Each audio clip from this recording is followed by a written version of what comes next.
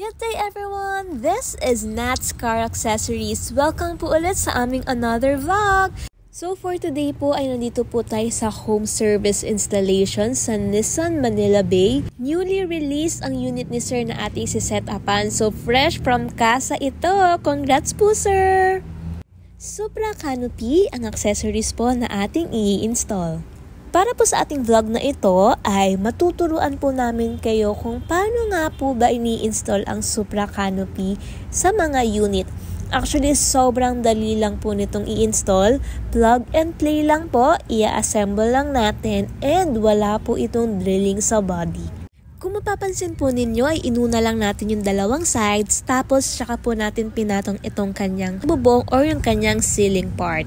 Tapos, saka natin isi-secure ito with bolts. After natin ma-assemble guys yung mga sides niya, lalagyan natin siya ng rubber. Taob nyo guys para hindi kayo mahirapan maglagay ng rubber.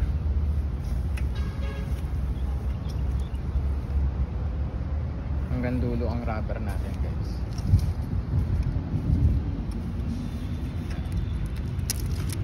Hanggang dulo dito rubber natin. So once may patong na natin, yan, higpitan na natin lahat-lahat. Yan. Tapos ito, ganito na lang natin siya ikaklamp pag napatong nyo na.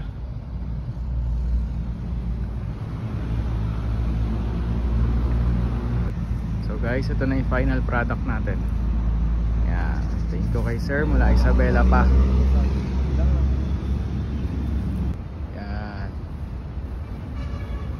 Tapos kailangan pa natin i-silicone yung mga sides niya para hindi talaga mababasa.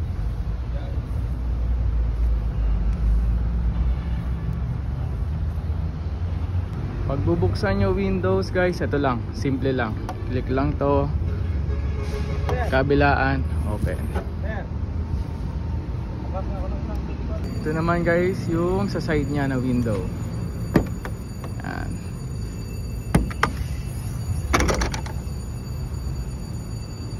Meron rin pala siyang small window na pwede buksan.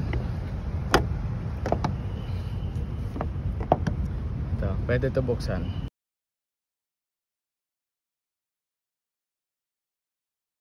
Tcharan! This is a finished product! Kung interested din po kayo sa mga ganitong klaseng accessories ay mag-message lang po kayo sa aming Facebook page. Ilalagay po namin ang aming details dito sa screen. Free installation po kami sa aming shop at Banawi QC. Nag-home service